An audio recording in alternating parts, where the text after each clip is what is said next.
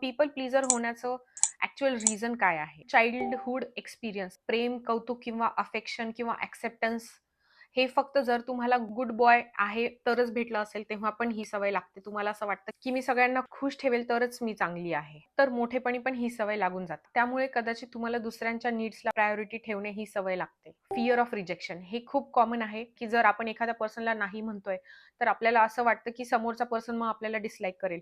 So मग ती dislike एक प्रकारे रिजेक्शन म्हणून घेतो आणि त्यामुळे पण आपण पीपल प्लीजर होतो. लो सेल्फ इस्टीम, स्वतःची किंमत आपण इतरांच्या मतांवरून बनवतो. आपण त्यांच्याकडून कॉन्स्टंटली एक अप्रूव्हल सीक करतो आणि जेव्हा आपल्याला वाटतं की ते अप्रूव्हल भेटतं, तेव्हाच आपली सेल्फ इस्टीम आहे आणि जर ते अप्रूव्हल नाही भेटत, तर आपल्याला वाटतं की आपली सेल्फ इस्टीम नाहीये.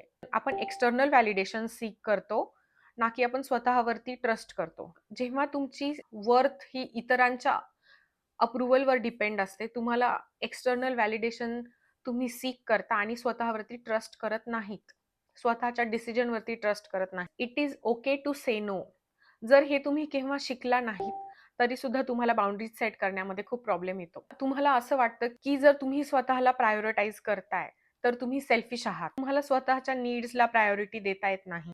वर्षानुवर्षे इतरांच्या गरजा पूर्ण करण्यामध्ये तुम्ही स्वतःच्या गरजांनाच विसरून जाता. पीपल प्लीजिंग ही तुमची आयडेंटिटी नाहीये. ही वर्षानुवर्षे तुम्ही तुमचं जे कोपिंग मेकॅनिझम होतं, त्यावरून ही डेव्हलप झालेली एक सवय आहे, जी हळू तुम्ही मोडू शकता.